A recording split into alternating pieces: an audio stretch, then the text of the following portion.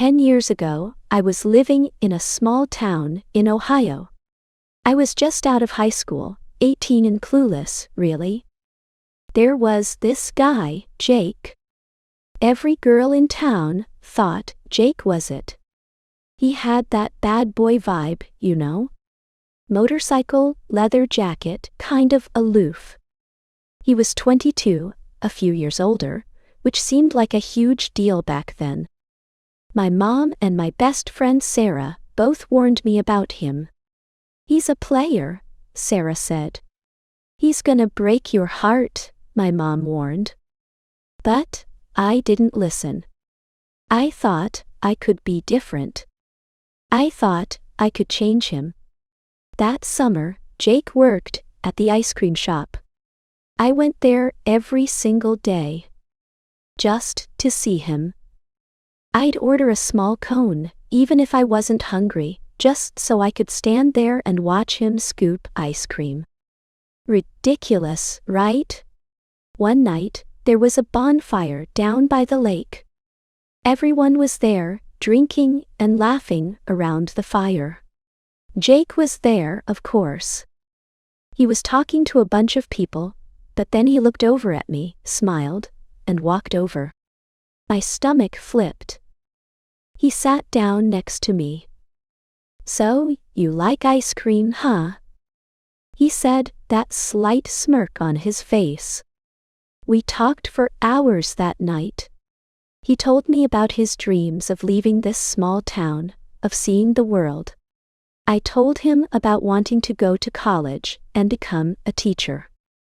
It felt real. Send enters L. Over the next few weeks, we spent almost every day together.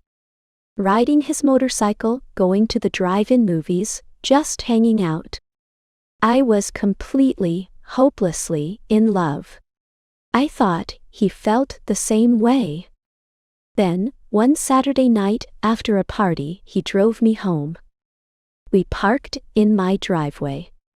It was quiet, dark, just the crickets chirping. He leaned in to kiss me. It was okay. Oh. But then he started getting more demanding. More pushy. I pulled away. "Jake, I don't want to," I said. His whole face changed.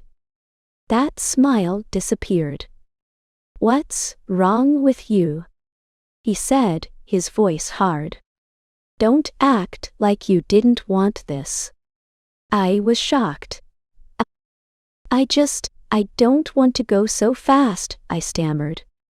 He scoffed. "Fine," he said.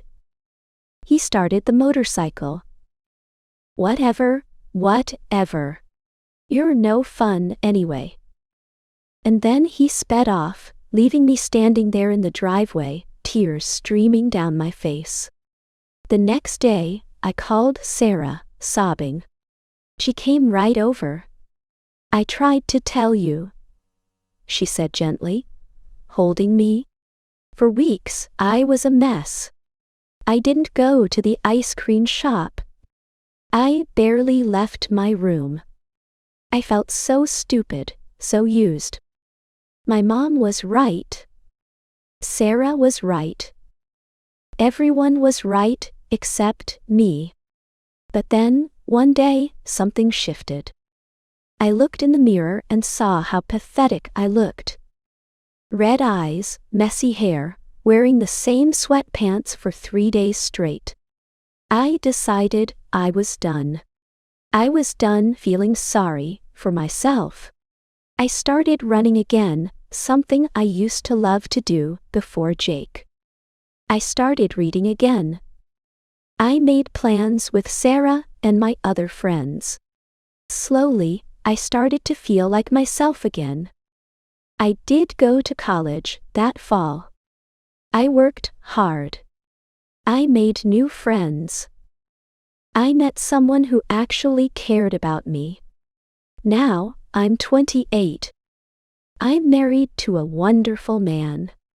We have a little girl. My life is good. I heard through the grapevine that Jake never left town. He's still working at the same auto repair shop. He's been divorced twice. Sometimes I think about that summer. It was painful, embarrassing, and yes, a little humiliating. But it taught me a valuable lesson: to trust my instincts, to value myself, and to never let anyone treat me like I'm not good enough. It made me strong. So, it made me who I am today. And for that, I'm almost grateful.